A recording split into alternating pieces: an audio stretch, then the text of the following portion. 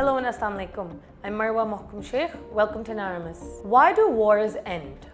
Do they end because enemies suddenly feel goodwill? No. Wars end because both sides are dragged into a corner, when fighting costs more than it gains. That moment is called the mutually hurting stalemate, the point when violence becomes futile, when for the enemy, every attack bleeds more loss than leverage. But here's the real question. If both sides are hurting, why doesn't peace come immediately? Because hurting isn't enough. The order of steps, who acts first, who holds fire, who negotiates on whose terms, matters more than the pain itself. This is what strategists call sequencing, which is not a procedure.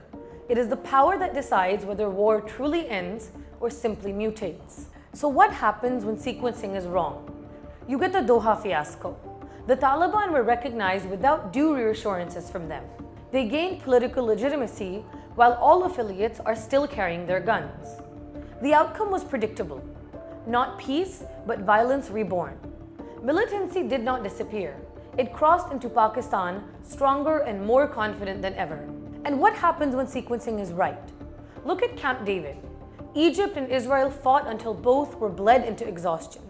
By then, talks weren't a favor, they were survival. That sequencing made peace possible. Or recall the Soviet withdrawal from Afghanistan.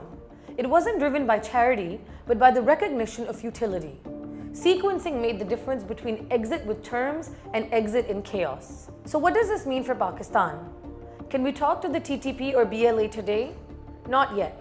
If we do, we repeat old mistakes. First, they must be pushed into a real stalemate, a situation which hurts them more. That means kinetic blows beyond routine skirmishes, neutralizing their leadership, targeting their second and even third tier commanders, and cutting off communication channels. It means sowing distrust inside their networks so factions start fighting each other instead of the state. It means breaking their financing by dismantling narco-smuggling routes and shutting down foreign funding pipelines. And it means using diplomacy to corner their backers, especially the Afghan Taliban, forcing them to choose between legitimacy and complicity. Only when these groups are fractured, broke, and leaderless, when exhaustion replaces momentum, will they approach negotiations with sincerity. Then the sequence must shift. Guns take a step back, politics takes the lead. The army holds deterrence, civilians hold dialogue. Amnesty is offered selectively, as a bridge for those willing to surrender, not a blanket pardon. Reintegration is allowed, but only within constitutional limits. No parallel rule, no shadow governments. But what about the public? If talks are secret, won't suspicion grow? Exactly. That's why transparency is non-negotiable.